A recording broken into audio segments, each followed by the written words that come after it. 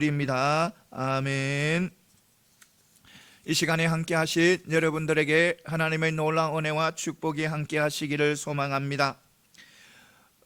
이 시간 은혜의 주님을 만나는 귀한 축복의 시간이 되시기를 소망합니다.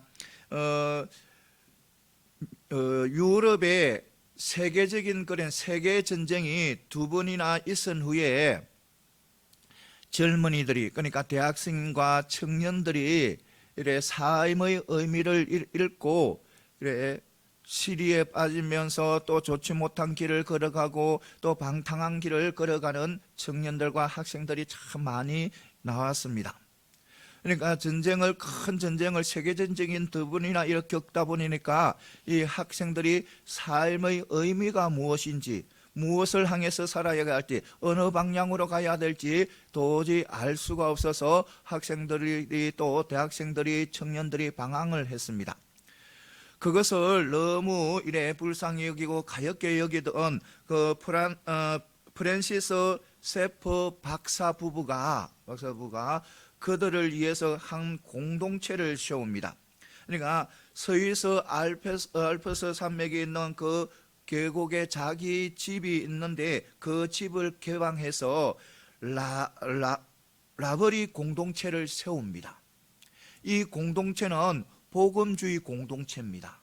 복음주의 공동체라서 이 젊은이들이, 대학생들이, 청년들이 방황하고 힘들어하고 삶의 의미를 알지 못하고 힘든 상황을 살아가니까 그들을 조금이라도 도움을 주기 위해서 복음 공동체 라버리 이래 공동체를 세웁니다.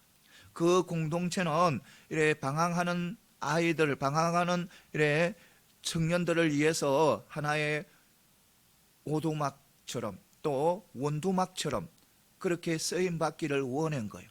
그러니까 비바람이 몰아치고 비바람이 많은 비가 쏟아질 때 잠깐 피할 수 있는 그런 오두막집, 잠깐 피할 수 있는 그런 원두막 같은 그런 공동체를 만들고 싶었어요.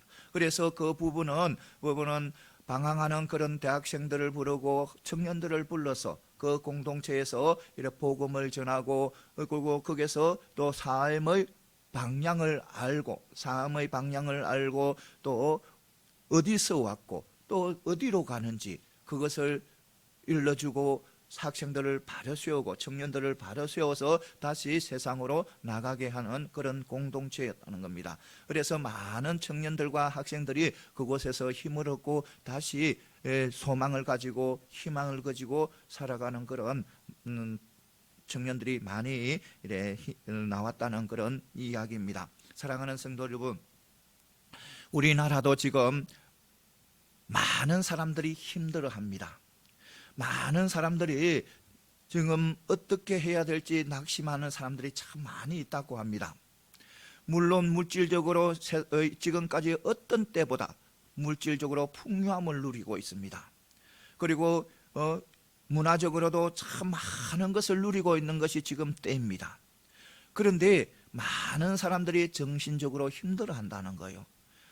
영적으로 너무너무 힘들어한다는 거예요. 그래서 우리나라에도 지금 많은 사람들이 우울증에 걸려 있고 또 많은 사람들이 또 좋지 못한 정신적인 그런 질환을 안고 있다는 거예요. 옛날에는 보면 정신과에 가면 사람들이 별로 없었다고 하는데 지금 정신과에 가면 사람들이 차고 넘친대요. 그만큼 힘들어하는 사람이 많다는 거예요. 우리나라에도 물론 물질적으로 많은 풍성함을 누리고 있지만 정신적으로는 너무나 힘들어하는 사람이 많다는 거예요. 그래서 우리나라의 많은 사람들에게, 그런 사람들에게 우리는 희망을 주고 소망을 주는 거예요. 소망을 줄 수 있는 것은 바로 예수 그리스도밖에 없다는 거예요. 이것을 분명히 믿으시기 바랍니다. 세상에서 아무리 나의 어떤 정신적으로 영적으로 힘을 얻으라도 세상에는 없어요. 오직 누구만이, 우리의 구세주지만이, 예수님만이 가능하다는 거예요. 예수님만이 사막에서 오아시스가 될 수 있고 우리의 은신처가 될 수 있다는 겁니다. 그래서 우리는 그것을 지금 누리고 있는 백성이에요. 그렇기 때문에 우리가 바로 살아감으로 통해서 그 힘들어하는, 정신적으로 힘들어하고 정신적으로 너무나도 낙심해 있는 사람들에게 우리가 희망을 줄 수 있고 용기를 줄 수 있고 또 그들의 피난처를 찾을 수 있도록 우리가 도와줘야 된다는 거예요. 이것을 분명히 아시고 달려가는 저와 여러분들이 다 되시기를 소망합니다. 우리는 예수를 믿고 예수님을 의지하면서 살아가고 있어요. 그리고 우리가 영혼의 피난처를 우리는 믿고 나아가고 있는 거예요. 그래서 우리가 바로 살 때 내 영혼이 또 우리 가정이 이 사회가 아름다운 그런 사회로 만들어지는 거예요. 이것을 반드시 아시고 우리는 언제나 세상에서 교회에서뿐만 아니라 교회에서는 물론이고 세상에서 믿는 자로서 바르게 살아가야 돼. 바르게 살아감을 통해서 우리를 보고 그들이 하나님을 알게 하고 하나님을 믿게 하고 또 바른 삶의 의미를 알게 하고 어떻게 살아가야 될지 그들을 깨우쳐 줄 수 있는 그런 믿음의 백성들이 다 되시기를 소망합니다. 오늘 말씀은 사도행전 9장 1절에서부터 9절 말씀이에요. 이 말씀의 제목은 주님을 인격적으로 만나야 한다는 거예요. 그러니까 오늘 사울이라는 사람이 나와요. 이 사울은 예수 믿는 사람들, 크리스찬들을 박해하는 사람이에요. 핍박하는 사람이었어요. 얼마나 이 사람이 예수 믿는 사람들을 박해하냐면 그에게는 위협과 살기가 등등했고 그리고 예루살렘에 있는 또 유대에 있는 사람들은 물론이고 그 사람들을 핍박하는 것은 물론이고 얼마나 열정적으로 열심히 했다면 이 핍박을 피해서 유대를 벗어나서 살아가는 사람들, 그런 사람들까지도 잡아서 체포를 해와서 핍박하는 사람이에요. 그러니까 대제사장에 가서 공문을 받습니다. 공문은 지금을 이야기하면 체포영장이에요. 체포영장을 받아서 가는 거예요. 가서 체포해 오는 거예요. 그런 사람이에요. 그런 사람인데 그가 지금도 어디에 가는 중이면 다메섹에 가는 중이에요. 대제사장으로부터 공문을 받아서 다메섹에서 예수님을 믿고 있는 자들을 체포해 가기 위해서, 그러니까 크리스천들을 체포하기 위해서 지금 가는 중이에요. 가는 중인데요, 누가 만나주냐면요, 예수님이 만나줍니다. 예수님을 핍박하는 자입니다. 그런데 예수님께서 빛을 비추시고 그를 무릎 꿇게 하고 엎드리게 하시고 그를 부르는 거예요. 사울아, 사울아, 어찌하여 너는 나를 박해하느냐, 나를 핍박하느냐, 그렇게 묻는 거예요. 물으니까 승식이며 주여 당신은 누구시냐고 물으니까 나는 내가 지금 박해하는 예수라고 이야기하는 거예요. 예수. 그리고 예수님께서 사울에게 시내로 들어가라는 거예요. 시내로 들어가라니까 사울은 크게 순종하고 사람들에 이끌려서 들어가는 거예요. 그런데 눈을 뜬데 눈이 안 보이는 거예요. 안 보이니까 사람들에 이끌려서 그 시내에 들어가서 3일 동안 아무것도 보지 못하고 먹지도 못하고 마시지도 못하는 그런 일을 겪게 되는 거예요. 오늘 말씀이에요. 오늘 이 말씀을 통해서 몇 가지 은혜 받는 귀한 축복의 시간이 되시기를 소망합니다. 먼저 무지에서 열심은 하나님을 대적하고 하나님의 일을 방해한다는 겁니다. 오늘 1절 2절에 보면 이 사울이 굉장히 열심이에요. 어떤 열심? 이 예수 믿는 사람들, 크리스천을 잡아들이는데 굉장히 열심이에요. 얼마나 열심히 했으면 이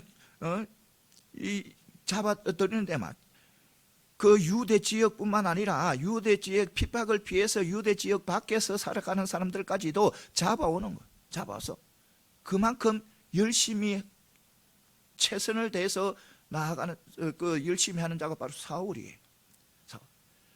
그런데요, 그가 하는 것은 무지에서 나왔다는 겁니다.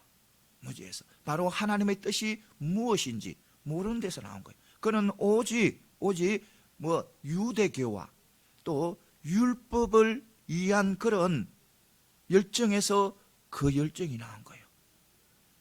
그러니까 자기가 하는 일이, 자기가 지금 해가는 것이 율법의 권위를 세우고 또 하나님께 기쁨을 올려드리는 그런 일이라고 생각한 거예요. 그런 마음에서 바로 열심히 나온 거예요. 그것은 하나님의 뜻을, 참된 진리를 모르는 데서 나온 거예요. 그래서 그 열정은 하나님을 대적하는 일이 되었고 하나님의 일을 방해하는 자가 된 거예요. 여러분, 그러니까 아무것도 모르는 상황에서 우리가 열정으로 가지고 하면 그럴 수도 있다는 거예요. 여러분 잘 들으시기 바랍니다. 이 이름이 똑같습니다. 사울, 그러니까 초대왕, 이스라엘의 초대왕 사울입니다. 이스라엘이 사사 시대를 거치면서 많은 이방인들에게 고통을 당합니다. 그래서 그들이 생각에는 왕이 없어서 이방 사람들에게 고통을 당한다고 그렇게 생각하는 거예요. 그래서 이스라엘 백성들이 하나님 앞에 무엇을 구하냐면 왕을 구하는 거예요. 왕을 세워주려는 거예요. 다른 이방인 나라처럼 왕을 세워서 자기들을 이끌어 주려는 거예요. 그래서 하나님께서 왕을 세웁니다. 바로 사울을 세웁니다. 사울은 바로 이스라엘의 초대왕이에요. 그런데 그가 얼마나 열정적이었냐면 이스라엘 민족의 정통성, 그러니까 정통을 위해서, 순수성을 위해서, 이스라엘의 민족의 순수성, 그리고 여호와를 섬기는 신앙의 순결성을 유지하기 위해서 이스라엘 경내에 있는 기본 족속들을 다 죽이려고 하는 거예요. 그것은 하나님의 뜻을 몰라서 그런 거예요. 기본 족속이 어떤 족속이냐면 이스라엘하고 하친을 맺은 족속이에요. 이 여호수아가, 그러니까 모세가 이끌어서 광야에 40년 동안 살아가잖아요. 살아가서 어디로 들어옵니까? 가나안 땅에 들어오잖아요. 가나안 땅에 누가 이끌어서? 여호수아가 이끌어 가나안 땅에 들어와요. 가나안 땅에 들어왔는데 가나안 땅에서 7족속과 싸워서 이겨야 되잖아요. 그들 다 물리치잖아요. 그런데 하나하나 다 물리쳐가요. 하나님의 도움으로 이스라엘 백성들이 이 가나안의 7족, 힘이 강한 족속들을 다 물리쳐가요. 그래서 이 기브온 족속들이 꾀를 쓰는 거예요. 어떤 꾀는? 자기들이 가만히 있다가는 다 불포해지고 다 이스라엘 백성들에게 죽음을 당할 것 같으니까 작정을 짜는 거예요. 어떤 작정? 자기들이 저 멀리서 온 것처럼, 가나안 땅에서 온 것이 아니고 저 멀리서 온 것처럼 꾸미는 거예요. 옷도 흐름한 다 낡은 옷을 입고, 그 다음에 전대도 구문왕 전대를 하고, 빵도 곰팡이가 핀 그런 빵을 들고 누구에게 오냐면 여호수아에게 옵니다. 여호수아에게 와서 하친을 맺자는 거예요. 자신들은 이 땅에 사는 백성이 아니고 저 멀리서 살아온 백성인데 자기들하고 하친을 맺어서 교류를 하자는 거예요. 그래서 여호수아가 그들의 속임에 넘어가서 하친을 맺게 되는 거예요. 그런데 중요한 것은 그들의 하친은 여호수아가 누구 이름으로? 여호와 하나님의 이름으로 하친을 맺어버리는 거예요. 그래서 여호와 이름으로 하친을 맺으니까 하나님께서는 그들을 함께 하라고 하시고 그들이 죽이는 것을 반대하는 거예요. 그런데 이 사울이 얼마나 열정적이고 얼마나 열심히 하냐면 그들을 다 죽이려고 하는 거예요. 그래서 결국은요, 이스라엘 백성들이 3년 동안 하나님께서 징계를 하는 거예요. 어떤 징계? 가뭄의 징계. 3년 동안 가뭄의 징계, 비를 안 내리는 거예요. 그런 징계를 받게 되는 거예요. 그것뿐입니까? 이스라엘 예수님 시대에, 예수님 때에 유대 종교 지도자들은 하나님의 뜻과 관계없는 그런 삶을 살아가게 됩니다. 하나님께서 율법을 주신 것은 그 율법을 통해서 이스라엘 백성들을 잘 백성으로서, 하나님의 백성으로서 아름답게 살아갈 수 있도록 그것을 주신 율법을 주는데, 율법을 가지고 도로 이 이스라엘 백성들을, 이 종교 지도자들은 이스라엘 백성들을 탄압하고 있는 거예요. 자신들은 거룩한 것처럼 하고 그것을 갖다가 율법을 가지고 정죄를 하는 거예요. 정죄를. 그런 하나님 보시기에 하나님 뜻과는 무관한 삶을 살아가고 있는 거예요. 그리고 결국은 이 유대 종교 지도자는 하나님의 독생자 예수를 십자가에 못 박는데 앞장서는 거예요. 그러니까 모르면, 무지하면 하나님의 뜻에 어긋나는, 그러니까 하나님과 대항하는 그런 일들을 하게 된다는 거예요. 그러니까 우리는, 믿음의 백성들은 일을 해도 하나님의 뜻을 알고 해야 된다는 거예요. 하나님의 뜻은 무엇이냐 하면 바로 영혼을 살리는 일이에요. 영혼을 살리는 일이에요. 영혼을 죽이는 일이 아니고, 우리 믿음의 백성들은 하나님의 뜻은 오직 영혼, 죄인들을 살리는 것이 하나님의 뜻이에요. 죄인들을 죽이는 것이 하나님의 뜻이 아니라는 겁니다. 그것을 알고 우리가 교회에서도 일하고 세상 가운데서도 직장에서도 일을 해야 된다는 거예요. 그런데 우리는, 많은 우리 믿음의 백성들이 그거 참 착각하고 있어요. 내 마음대로 정하는 거예요. 내 마음대로 저 사람은 지옥 갈 사람이다, 저 사람은 천국 갈 사람이다 정해놓고 지옥 갈 사람들은 하고 싸우고 세상 사람들하고 싸우고, 그것은 잘못된다는 거예요. 잘못되는 거예요. 오직 우리 하나님의 뜻은 영혼을 살리는 겁니다. 죄인들을 살리는 거예요. 그것을 알고 우리는 하나님의 일들을 열심히 해요. 그것을 모르게 될 때는 사람을 죽이는 일을 하게 되는 거예요. 이것을 반드시 아시고 우리는 어떤 일을 하든지 하나님의 일꾼으로서, 하나님께서 우리는 언제나 사람을 살리는 그런 믿음의 백성들이 다 되시기를 소망합니다. 그 다음에는 뭐냐면, 아무리 사악한 사람이라도 구원의 소망은 있다는 겁니다. 구원의 소망. 오늘 3절에 보면 사울에게 무엇이 있냐면 빛이 임합니다. 사울에게 다메섹으로 그 그리스도인들을 잡아가기 위해서 다메섹으로 가는 도중에 빛이 임한 거예요. 이 빛은 하나님의 자신인 예수 그리스도의 영광의 빛이에요. 그런데 이 영광의 빛이 누구에게? 사울에게 임하는 거예요. 이 사울이 누굽니까? 사울이 그리스도인들, 예수 믿는 제자들, 예수 믿는 사람들을 잡아서 감옥에 넣는 그런 사람이에요. 핍박하는 사람이에요. 5절에 보면 나를 왜 핍박하느냐고 묻잖아요. 핍박. 나를 왜 핍박? 그러니까 주님을 대항하고 주님을 핍박하는 자가 바로 이 사울이에요. 그런데요, 이 사울에게 무엇이 임했다? 영광의 빛이 임한 거예요. 영광의 빛이. 그러니까 놀라운 은혜의 빛이 임한 거예요. 우리가 상상할 수 없는 그런 일이 일어난 거예요. 그렇다면 이것은 무엇이냐면, 하나님의 은혜는 의롭고 거룩한 자뿐만 아니라 어디까지 미친다? 죄인에게까지 미친다는 거예요. 죄인에게도, 아무리 악한 죄인에게도 하나님의 은혜는 임할 수 있다는 거예요. 그러니까 하나님의 은혜는 의인이나 거룩한 자뿐만 아니라 아무리 악한 자에도 임한다는 거예요. 임할 수 있다. 사실대로 딱 이야기하면 하나님의 은혜는 누구에게 임한다? 죄인에게만 임하는 거예요. 죄인은. 왜냐하면 이 세상에 의인은 하나도 없다고 했습니다. 의롭고 거룩한 자들은 한 사람도 없다고 했습니다. 그러니까 모두 다 누구다? 죄인인 거야. 악한 죄인이게. 그러니까 하나님의 구원의 은혜는 그러니까 죄인에게 임하는 거예요. 죄인에게.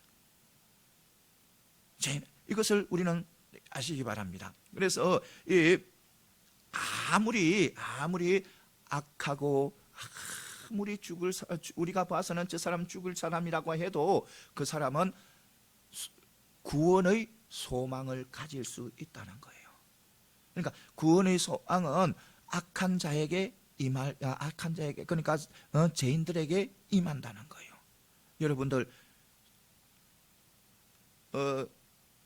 예수님의 십자가를 한번 생각해 보시기 바랍니다. 골고다 언덕의 십자가 세 개가 씌워지잖아요. 제일 중앙에는 예수님의 십자가, 양쪽에는 두 강도가 서잖아요. 그런데 그 두 강도 중에 한 강도는 구원을 받습니다. 구원을 받아요. 그가 누굽니까? 사악한 범죄자예요. 강도예요. 우리 인간들은 다 죄를 짓고 살아가잖아요. 죄 안 짓는 사람은 아무도 없어요. 아무리 자기가 거룩하다고 막 다녀서 가음을 지르게도 가음을 그렇게 외쳐도 그 사람도 죄인이에요. 다 죄를 짓고 살아가요.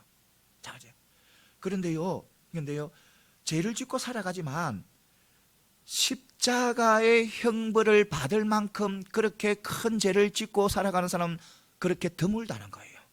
드물어요. 십자가의 형벌을 받을 만큼 죄를 짓는 사람은 그렇게 많이 없다는 거예요. 그런데 지금 예수님 옆에서 강도는 그 십자가의 형을 받고 있는 거예요. 그러니까 그만큼 큰 죄를 지었다는 거예요. 우리가 상상할 수 없는 큰 죄를 지은 자가 바로 강도, 그 옆에 있는 강도라는 거예요. 그런데 그 강도가 구원을 받습니다. 그가 죽어가면서 이렇게 이야기하는 거예요. 성행이여, 주여, 당신의 나라에 갈 때 나를 기억하소서. 당신의 나라에 들어갈 때 나를 기억하소서. 그러니까 그 죄인이 마지막 죽으면서 뭐냐면 자기 영혼은, 육은 죽지만 자기 영혼은 누구에게? 예수님에게 맡긴다는 거예요. 그러니까 예수님께서 말씀하는, 오늘 너에게 이르노니 오늘 너는 나와 함께 낙원에 들어가리라, 낙원에 있으리라. 그러니까 구원을 해주시는 거예요. 그러니까 아무리 악한 자라도, 아무리 죄인이라도 구원의 소망은 가질 수 있다는 거예요. 구원이 주어질 수 있다는 거예요. 이것을 우리는 분명히 아시기 바랍니다. 그래서 우리가 보기에는 정말로 저 사람은 죽어 마땅하다, 저 사람은 정말 지금 즉시 사형을 당해도 마땅하다. 그래도 그 사람도 하나님의 입장에 봐서는 구원의 대상이 된다는 거예요. 구원이 된다.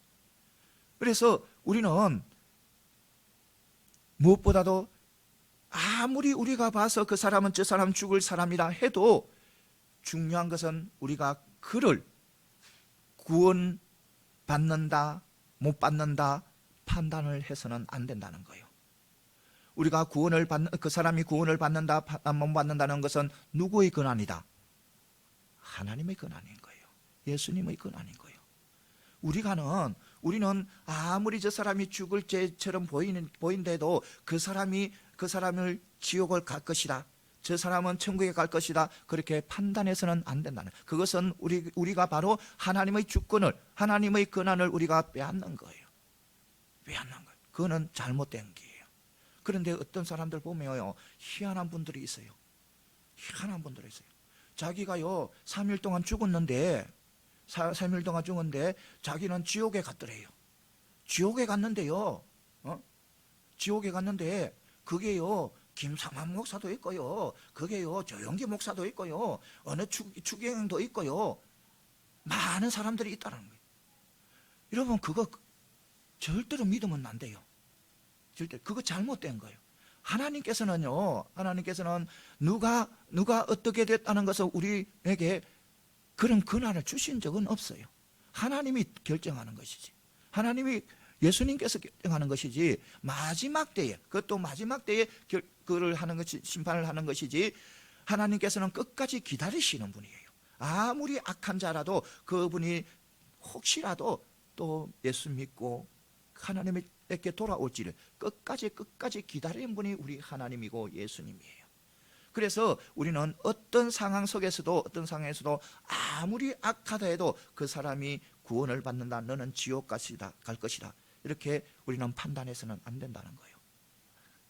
그런데 우리는 많은 사람들이 잘못하고 있는 거예요. 보면 예수 안 믿으면 지옥 간다고 그 사람하고 싸우고 있는 거예요. 싸우고 다투고 있는 거예요.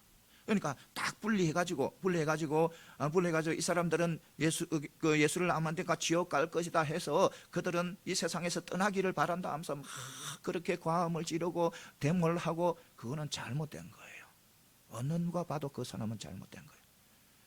우리는 아무리 나에게 하나님의 은혜를 줘도 그 사람을 지옥으로 가고 천국으로 간다고 결정할 수 있는, 그런 판단할 수 있는 능력은 우리에게 주시지 않은 거예요. 이것을 우리는 분명히 알아야 돼요. 그러니까 어떤 사악한 존재도 구원의 소망은 있다는 거예요. 그래서 우리가 할 일은, 우리의 사명은 그런 판단이 아니고 그 사람들이, 세상 사람들이, 안 믿는 사람들이 구원의 소망을 갖도록 도와주는 것이 우리의 사명이라는 겁니다. 그 사람을 판단하고 그 사람을 정죄하는 것이 아니라 예수를 안 믿으면 그 사람이 예수를 믿도록 도와주는 것이 바로 우리의 사명이에요. 사명. 그러니까 구원의 소망이 없다면 구원의 소망을 가질 수 있도록 우리가 도와주고 숨기주고 도와주고 보살펴주고, 그것이 우리의 사명인 거예요. 이것을 분명히 아시기 바랍니다. 사랑하는 성도 여러분, 세상의 어느 누구도 구원받아야 할 그런 소망은 있어요. 그래서 우리는 언제나 그런 사람들이 구원을 받을 수 있도록 우리는 도와주는 거예요. 이것이 우리 기독교의 믿음의 백성들의 사명이에요. 하나님께서 우리를 먼저 택하신 이유도 그것이에요. 그 사명을 위해 때문에 우리를 먼저 택하신 거예요. 하나님이 자녀로 삼아주신 거예요. 이것을 분명히 하시고 달려가는 저와 여러분들이 다 되시기를 소망했습니다. 그래서 돕는 자의 사명을 잘 감당함으로 통해서 우리가 이 세상에 정말 우리 대한민국이 정말 온전히 복음화되는 그런 역사가 일어나는 저와 여러분들이 다 되시기를 소망합니다. 그 다음에 뭐냐면, 하나님의 일꾼은 하나님이 친히 세우신다는 거예요. 하나님의 일꾼은. 오늘 보면 3절에서 6절에 보면 주님께서 사울을 만나는 일이 있는 거예요. 사울을 만나요. 사울을 만남으로 통해서 사울이 핍박자 사울로서 사명자 바울로 변화되는 거예요. 그러니까 바울로 거듭나게 되는 거예요. 핍박자 사울에서 사명자 바울로 거듭나게 되는 거예요. 누구를 만남으로 통해서? 예수님을 만남으로, 예수님이 만나줌으로 통해서, 만남으로 통해서 그런 역사가 일어난 거예요. 그러니까 하나님의 일꾼이 된 거예요. 하나님을 핍박하는 자가 하나님의 일꾼이 된 거예요. 그러니까 사울이 바울이 된 것은, 그러니까 사울이 하나님의 일꾼이 된 것은 자기의 의지나 자기의 능력에서가 아니라 누구? 하나님이 사랑하고 하나님이 택하시고 하나님의 일꾼으로 삼았기 때문에, 그러니까 하나님의 은혜에 의해서 하나님의 일꾼으로 세워졌다는 거예요.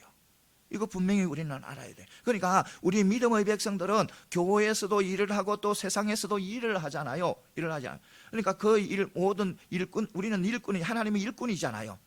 그러면 그 일꾼은 다 우리가 내가 잘나서, 내가 의해서, 나의 어떤 뜻에 의해서, 또 누군가 목사님이 선택하고 목사님이 결정해서 그것이 아니라는 거예요. 누구? 하나님.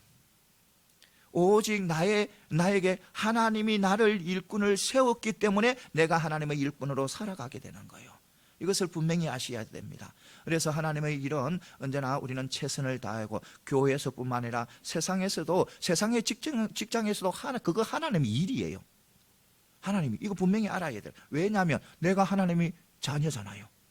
내가 하나님의 백성이잖아요. 내가 하나님의 소유잖아요. 그러니까 내가 하는 일은 다 하나님을 위한 일이 되는 거예요. 그래서 세상에서도 내가 일을 해나가는 것도 다 하나님의 일이에요. 이거 분명히 알고 나가셔야 됩니다. 그래서 우리는 언제나 하나님은 하나님의 일꾼을 하나님이 세우신다는 거, 이거 분명히 하시고 달려가는 저와 여러분들이 다 되시기를 바랍니다. 그래서 교회에서나 가정에서나 어디 사회에서 직장에서나 정말 믿는 자로서 최선을 다해서 살아가는 저와 여러분들이 다 되시기를 소망합니다. 여러분들에게 어떤 일을 맡겨주신다, 그것은 하나님이 맡겨주셨다는 것을 믿으시고 그리고 최선을 다해서 달려가는 저와 여러분들이 다 되시기를 소망합니다. 그 다음에는 또 뭐냐면, 성도는 내적 외적 체험을 통해서 진정한 성도로 거듭난다는 거예요. 오늘 3절에서 9절에 보면 이 사울이 바로 주님, 그러니까 예수님을 은혜를 체험을 두 개를 합니다. 하나는 예수님을 만나는 체험, 만나는 체험을 하잖아요. 그 다음에 눈에 볼 수도 없고 또 먹고 마시지도 못하는 그 체험. 그래서 그 체험을 통해서 이 사울이 바로 거듭나게 되는 거예요. 거듭나게. 그러니까 우리 믿음의 백성들은 어떤 체험, 내적이든 외적이든 체험을 하게 되면 더욱더 하나님의 백성으로 서간다는 거예요. 이거 분명히 아시기 바랍니다. 우리는. 그리고 사울뿐만 아니라 아브라함도 그랬잖아요. 아브라함은 어떤 사람이었어요?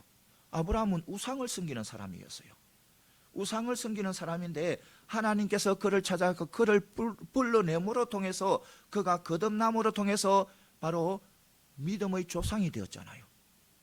그리고 거짓말 잘하는 야곱 보시기 바랍니다. 이 야곱 그가 어디에서 바로 베델에서 여호와 하나님을 만남으로 통해서 거듭나서 그는 선민의 조상이 됐잖아요. 하나님의 선민의 조상이 됐잖아요. 모세도 보시기 바랍니다. 모세도 목동이었잖아요. 목동. 모세는 그 바로의 공주의 아들로 태어났지만 결국 도망해서 어디로 무엇으로 살아갑니까? 목동으로 살아가잖아요. 양을 치는 목동으로 살아가요. 그런데 그가 호렙산 떨기나무에서 누구를 만나냐면 여호와 하나님을 만나요. 하나님을 만남으로 통해서 그가 거듭나서 이스라엘 가장 위대한 지도자가 되는 거예요. 그들뿐입니까? 다윗도 그렇고 솔로몬도 그렇고 엘리야도 그렇고 엘리사도 그렇고 다 큰 체험을 함으로 통해서 하나님의 백성으로서 서가는 거예요. 더욱더 하나님의 백성으로서 다져지는 거예요. 여러분, 우리들도 마찬가지예요. 우리들도 내적인 외적인 다 그런 체험이 있습니다. 다 있어요. 다 있는데 어떤 분은 있다 하면 목사님, 나는 한 번도 체험한 적이 없는데요. 다 있어요. 있는데 내 체험이 있는데 내가 너무 세상적인 것이 강하기 때문에 그것을 희석시켜버리고 또 사단이 그것을 희석시켜버리기 때문에 그것이 내 마음에 닿지도 않고 지금 그것을 유지하고 있지 못하지만 우리는 이 자리에 있는 그 자체를 통해서 보면 다 뭐하다? 우리는 그런 외적인 내적인 그런 체험을 한 자들이에요. 이것을 분명히 아시기 바랍니다. 그리고 무엇보다도 우리가 내적으로는 우리가 하나님의 말씀이 믿기고 또 살아계신 살아계신 하나님이 나와 함께한다는 것이 의심없이 그것은 바로 내적인 그게 체험이에요.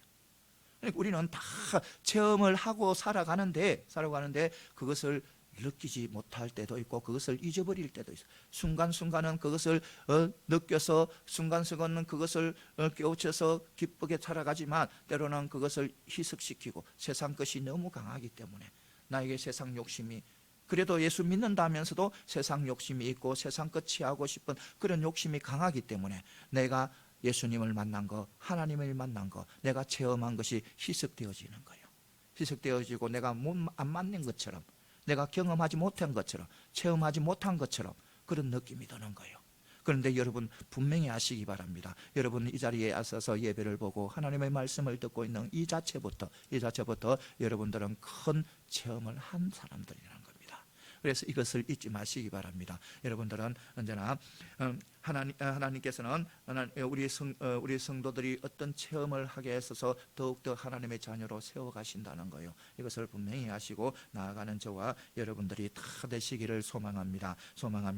그다음에 또 뭐냐면 은혜를 체험한 자의 표징은 바로 순종이라는 거예요.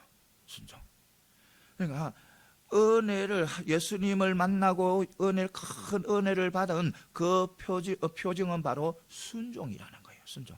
오늘 8절 9절에 보면 이 사울이 예수님을 만난 후에 어디로 들어가냐면 사람이 이끌려서 들어가냐면 다메섹으로 들어가요. 다메섹에 들어가서 3일 동안 보지도 못하고 먹지도 마시도 못하는 그런 상황에 처해 있어요. 그런데 우리가 여기서 중요한 것은 짚어볼 것은 바로 사울이 어디로 들어갔다? 다메섹으로 들어갔다. 이게 우리는 깊이 생각을 해봐야 되는 거예요. 왜냐하면 이 사울이 눈을 보지 못한 그런 상황에 되면 자기가 가야 할 곳은 어디냐면 예루살렘이에요. 자기 집이 있고 그게 하나님의 성전이 있고 그게 거기로 달려가야 되는 거예요. 그런데 그가 어디로 예루살렘으로 가지 않고 어디로 가냐면 다메섹으로 가는 거예요. 다메섹으로. 이것은 바로 물론 예수님의 명령이 있었기 때문에 시내로 들어가라는 명령이 있었기 때문에 그리 가는 거예요. 그러니까 이 말은 뭐냐면 이 사울이 예수님을 만남으로 은혜를 받아서 어디로 다메섹으로 들어간 것은 바로 예수님의 말씀에 순종하기 시작했다는 거예요. 순종하세요. 그러니까 예수님의 말씀에 순종하는 것은 바로 예수님에 대한 은혜를 받은 하나의 사람들의 특징이라는 겁니다. 그러니까 예수님에 대한 은혜를 받게 되면 그 은혜를 통해서 예수님이 누구신가를 깨닫게 되고 어떤 분이냐는 깨닫게 되고 그리고 그를 바로 예수님의 말씀에 순종하는 자가 된다는 겁니다. 거역할 수 없는 그런 순종하는 자가 된다는 거예요. 이것을 분명히 아시기 바랍니다. 그러니까 은혜 받은 자의 표정은 순종이다는 거예요. 순종. 여러분, 우리 초대교회의 사도들을 생각해 보시기 바랍니다.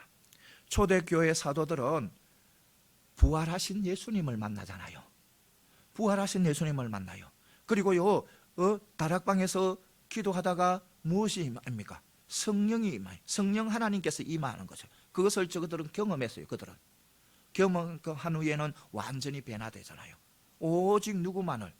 예수님만을 위해서 살아가고 오직 예수님 말씀에 순종하면서 살아가잖아요. 그들은 목숨이 아깝지 않는 거예요. 그들은 무섭지 않는 거예요. 죽음도 무섭지 않는 거예요. 오직 누구만을 위해서, 오직 하나님의 말씀만을 위해서 살아가는 자가 된 거예요. 살아가요.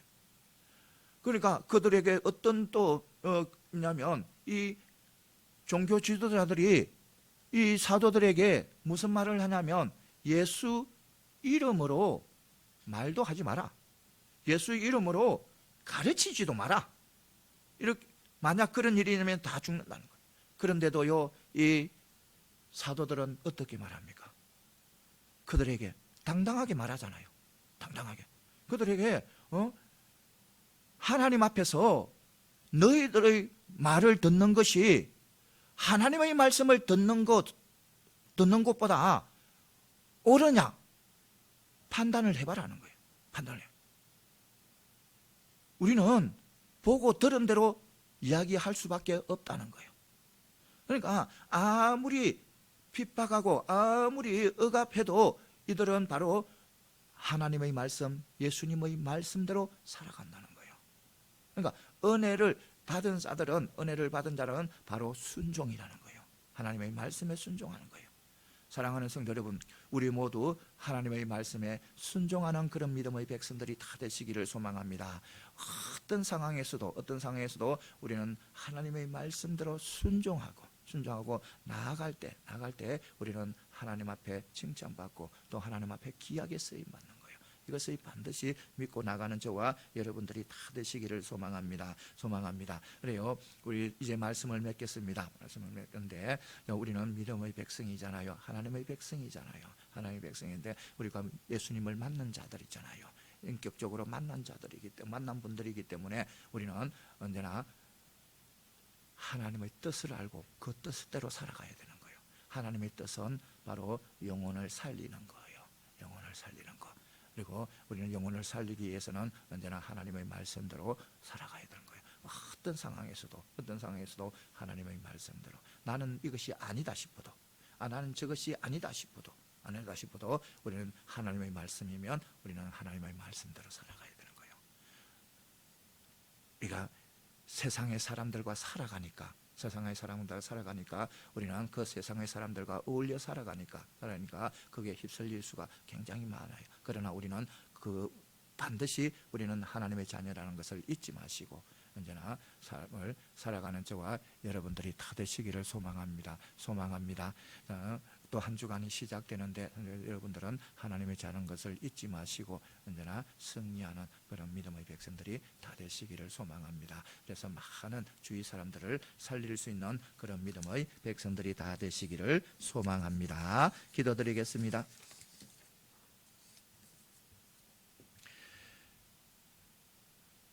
늘 우리를